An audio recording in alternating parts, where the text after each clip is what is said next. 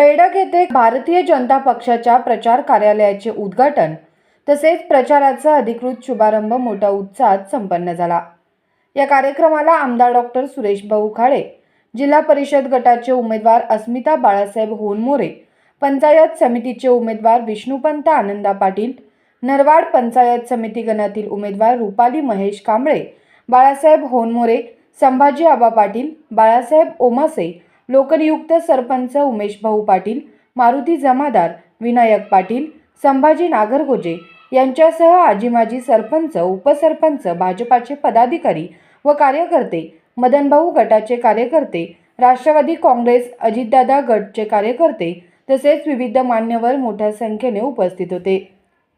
या प्रसंगी उपस्थित मान्यवरांनी जिल्हा परिषद गटातील उमेदवार अस्मिता बाळासाहेब होनमोरे, पंचायत समितीचे उमेदवार विष्णुपंत आनंदा पाटील तसेच नरवाड पंचायत समिती गणातील उमेदवार रुपाली महेश कांबळे यांना मोठ्या मताधिक्याने विजयी करण्याचा निर्धार व्यक्त केला। प्रचार सभेला संबोधित करताना आमदार डॉक्टर सुरेश भाऊ खाडे यांनी विरोधकांकडून सुरू असलेली टीका व टिप्पणी ही जळफळाटातून होत असल्याचा आरोप केला। विकास कामे करताना आम्ही कधीही पक्ष, जातपात किंवा धर्म पाहिला नाही, तर जनतेच्या गरजा ओळखून बेडग जिल्हा परिषद गटासह संपूर्ण मिरज तालुक्याचा विकास साधल्याचे त्यांनी स्पष्ट केले। यावेळी लोकनियुक्त सरपंच उमेश भाऊ पाटील यांनीही विरोधकांवर टीका करताना सांगितले की विरोधक ज्या मंदिरात बसून वक्तव्य करत आहेत ते मंदिर सुद्धा भारतीय जनता पक्षानेच उभारले आहे, त्यामुळे जनता केवळ अशा पोकळ वक्तव्यांना बळी पडणार नाही असा विश्वास त्यांनी व्यक्त केला। म्हणून आपण गाफील होऊन चालणार नाही। आपल्याला अजून 5 दिवस आहेत, 5 ते 6 दिवस आहेत। 5 तारखेची निवडणूक 7 तारीख केल्या, त्यामुळे 2 दिवस आपल्याला एक्स्ट्रा मिळाल्यात। त्यामुळे सगळ्यांनी गाफील न राहता आपले तिन्ही उमेदवार जिल्हा परिषद, बेडग गट, बेडग पंचायत समिती गण आणि नरवाड पंचायत समिती गण, नरवाडला आमचे सहकारी मित्र मारुती जमादार आहेतच, ते मारुतीच आहेत, त्यामुळे तिथे काही अडचण नाही। विजयनगरला राजू कोरे आहेत, मल्लेवाडीला विनायक दादा आहेत, अरविंद बापू आहेत, सर्वच आमची तिथे टीम आहे। त्यामुळं आणि ही जी टीम आहे 4ही गावाचे सरपंच युवा आहे, म्हणजे 4ही गावाचे सरपंच आणि एकमेकाची मनं आमची जुळतात। त्यामुळं विकासाच्या बाबतीमध्ये आम्ही भाऊंच्या पैकी गटाचं काम, जिल्हा परिषद गटाचं काम केलं तर आम्ही एकत्र तिथं असतोय। फक्त माझ्या वाटेत जरा जास्त टाकतात भाऊ, त्यामुळे भाऊंच्याकडून माझ्याकडून बी अपेक्षा खूप आहेत की भाऊन एकदा सांगितलं, मी थोडंफार नाराज होतो 4 दिवस भाऊंच्यावर, कारण माझे एवढे मतदान आहे, भाऊ मला जिल्हा परिषद सीट पाहिजे आहे, कारण मी बी सामान्य कार्यकर्ते भांडणार नाही, कारण ह्या तुमच्या जीवावरच माझं राजकारण आहे। कारण सामान्य कार्यकर्त्याला तिकीट जर मिळालं आणि तो मोठा झाला, आता मनोजला आम्ही जिल्हा परिषद तिकीट देऊन, भाऊने आम्ही देऊन त्याला निवडून आणलं, तो प्रत्येक इलेक्शनला ते नाव काढणार की मला उमेश म्हणून तिकीट दिलं आणि मी जिल्हा परिषद झालो। चेष्टा नाही, जिल्हा परिषद सदस्य व्हायचं जोक नाही। आता कोटी कोटी रुपये खर्च करायला माणसं जिल्हा परिषद सदस्य व्हायला। मनोज कुमार मंडळून किती खर्च केले त्यांना माहिती आहे। कार्यकर्त्यांनी गोळा करून, पैसे गोळा करून त्यांना निवडून आणलेला आहे, पण कार्यकर्ते मोठा व्हावा ह्या भावनेचा मी आहे। फक्त आपल्यालाच मिळावं ही अशी आपली भावना नाही। सरपंचला सुद्धा मी नाही म्हणतो, पण काय झालं शेवटी माझ्या गळ्यात ती माळ पडली आणि उभा राहायला लागलं। पण आता आमचे विष्णुपंत पाटील सुद्धा 20 वर्ष झाली आमच्या अपोज मध्ये काम करतात, त्यांना माहिती आहे कामाची आमची पद्धत, ते सुद्धा म्हणतात। म्हणजे आज ग्रामपंचायतीमध्ये असताना आमचा कोणाचा विरोध नसतोय, एकमेकाला म्हणजे सहकार्य करूनच आम्ही काम करण्याची पद्धत आहे आमची। पण त्यांना सुद्धा वाटलं बाबा आमच्या इथं राहून माझा काही फायदा होत नाही, त्यामुळं थोडंफार मला सहकार्य करा। त्यांना शब्द दिला आबांनी, बाळासाहेबांनी, सगळ्यांनी, आणि दोन्ही गटाने मिळून त्यांना आपण ह्या बेडग गणामध्ये उभा केलं। जास्त काय बोलत नाही, मागणं शेड ओढाल्यात, आता जास्त काय बोलणार नाही, फक्त एवढंच सांगतो आपले तिन्ही उमेदवार जास्तीत जास्त मताने, सर्वांनी तुमचं काम आहे, सर्वांनी जास्तीत जास्त मताने निवडून द्यावं हीच माझी विनंती आहे। आणि कमळाच्या बटनासमोर होईल, कारण आता मशीन एकच येणार आहे ह्या गणाला, बेडग गणाला एकच मशीन येत आहे। त्यामध्ये जिल्हा परिषदचे पहिला उमेदवार असणार, त्यात कमळ चिन्ह आहे, त्यानंतर खाली पंचायत समितीचं चिन्ह आहे, कमळ चिन्ह आहे। एका मशीनवर 2 कमळ मारायचे आहेत, विषय संपला। इकडे तिकडे काय भानगड करायचं नाही, इकडे तिकडे एक भाऊनी सांगितलंय, जरा इकडे झालं नाही मग फंड सुद्धा इकडे होणार आहे। त्यामुळे दोन्ही कमळ मारायचे आहेत आणि आपल्या तिन्ही उमेदवारांना भरघोस मताने निवडून द्यायचं आहे एवढंच सांगतो आणि मी थांबतो. करण्याचा प्रयत्न केला. मी जास्त बोलणार नाही, खूप बोलायचं आहे, मोठ्या सभा होणार आहेत, पण एक अभिवचन देतो.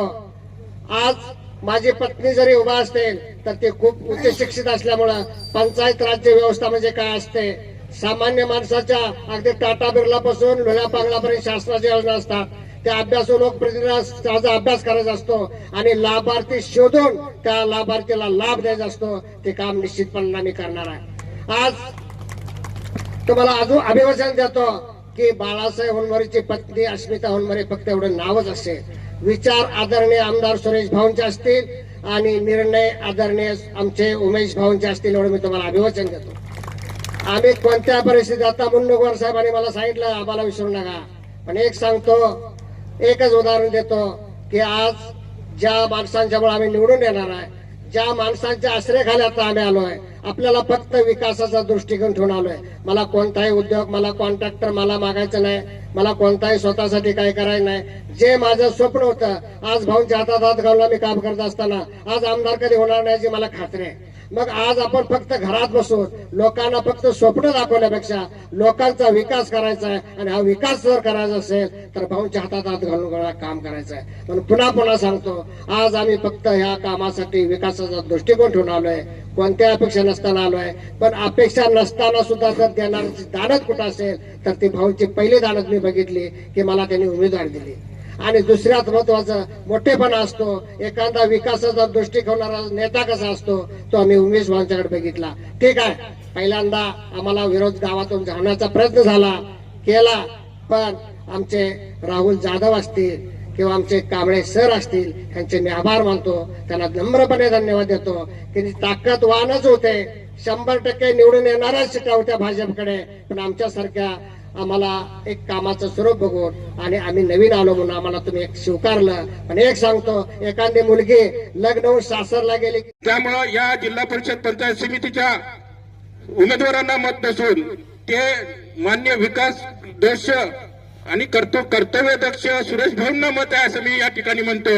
येणाऱ्या 7 तारखेला 5 ऐवजी 7 तारखेला या 7 तारखेला मतदानाची तारीख थोडीशी पुढे निवडणूक आयोगाने ढकलल्यामुळे 7 तारखेला या 3 उमेदवारांबरोबरच मान्य आपल्या लाडक्या आमदाराला मत आहे असं समजून येणाऱ्या 7 तारखेला सर्वांनी या ठिकाणी कमळ दोन मशनीला दोन्ही जागा येतील, त्या भागात 2 जागा येतील, दोन्ही बटन कमळाचं दाबून हायेस्ट लिडिंग द्यायचं आहे. आणि एक या गावामध्ये उमेश भाऊ मी सांगायचं आहे, आज 10-15 वर्ष आपण राजकारणात एकत्र आहे, मागून पुढून वेगळे इलेक्शन लढून आपण सत्तेत आहे, कधी कुठल्या सामान्य संस्थेसाठी एकत्र आलो, पण आज खऱ्या अर्थानं आज उमेश भाऊ संभाजी आबांचा आणि बाळासाहेबांचा गट या ठिकाणी एकत्र काम करतोय. ही आपली पहिलीच निवडणूक आहे, ही पहिलीच निवडणूक आहे.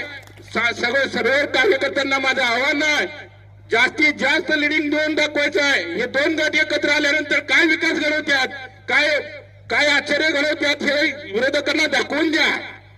आणि कालपर्यंत सांगायचं झालं सुरेश भाऊ तर आज विरोधक म्हणताने तुमचाच शिपूट धरून फिरत होते, आज अचानक त्यांना बाजूला जायचं आणि तुमचे विचार का पटले नाहीत याचा मला विश्वास बसत नाही. कालपर्यंत ते तुमचा शिपूट धरणच होते, अचानक त्यांना वेगळी उमेदवारी द्यायचे काय कारण पडलं याचं मी या ठिकाणी मी हे करतोय.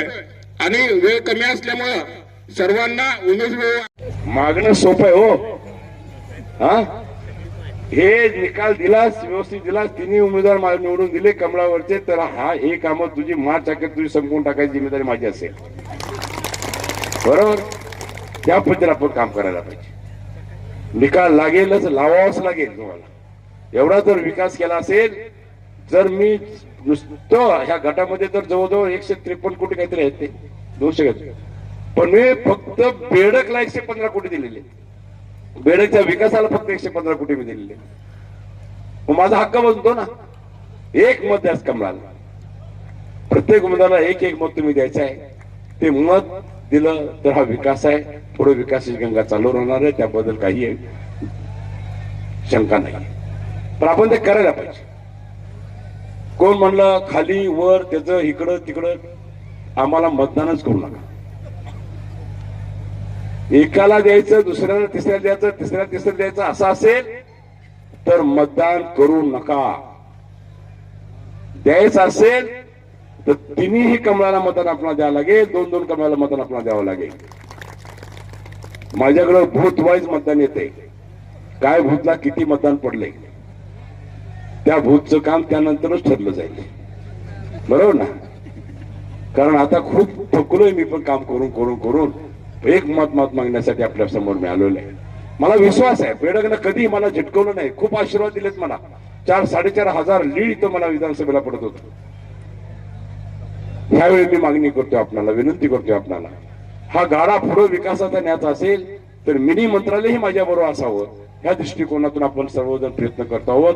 म्हणून 7 तारखेला आपण जे पीटी येईल तुम्हाला त्या पीटीवरती 2 कमळ असतील, 2 कमळावर आपण बटन दाबायचं आहे. ह्या गटातल्याने 2 दाबायचं आहे, त्या गटातल्या लोकांनी 2 दाबायचं आहे आणि सगळ्यांना सरसकट मतदान करून जिल्हा परिषदेवरती आज आपल्या कमळाचा झेंडा आपण फडकवायचा आहे, पंचायत समितीमध्ये फडकवायचा आहे. एवढीच अपेक्षा मी आपल्याला व्यक्त करतो. आजच्या माध्यमातून एवढ्या मोठ्या संख्येनं आपण सगळे इथं उपस्थित राहिला. असेच आशीर्वाद प्रेम आमच्या पाठीशी आपण ठाम ठेवावे, तेवढीच आपल्याला विनंती करतो.